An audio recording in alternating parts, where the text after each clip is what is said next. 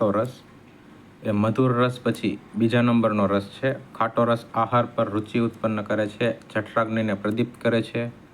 એ શરીરને પુષ્ટ કરનાર, ઉત્સાહ, સ્ફૂર્તિ વધારનાર, મનને આનંદ આપનાર,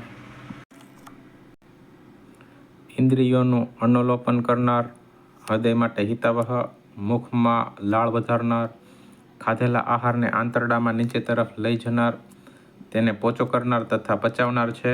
ખાટો રસ પચવામાં હલકો, ઉષ્ણ અને સ્નિગ્ધ છે.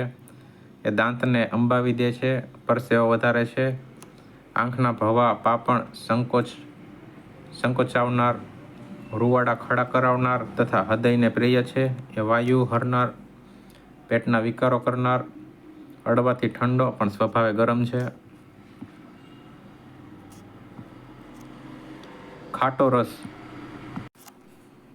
જો વધુ પ્રમાણમાં લેવામાં આવે તો દાંત અંબાઈ જાય, તરસ લાગે, કફ પીગળે, પિત્ત પ્રકોપ થઈ પિત્તનો રોગો થાય, રક્ત બગાડ, માંસમાં બળતરા, શરીરમાં ઢીલાપણું, ચાંદા, વ્રણ, ઘા, દાઝવું, વાગવું વગેરેમાં સોજો, બળતરા અને પાક પરવું થાય છે. પેટ, છાતી, તાળવું, આંખો, હથેળી, પગના તળિયામાં બળતરા થાય છે. અતિ પિત્તથી રક્તસ્રાવ પણ થાય છે. અચાનક થતો રક્તસ્રાવ ખાટા રસના અતિ સેવનથી થતા પિત્ત પ્રકોપથી થાય છે.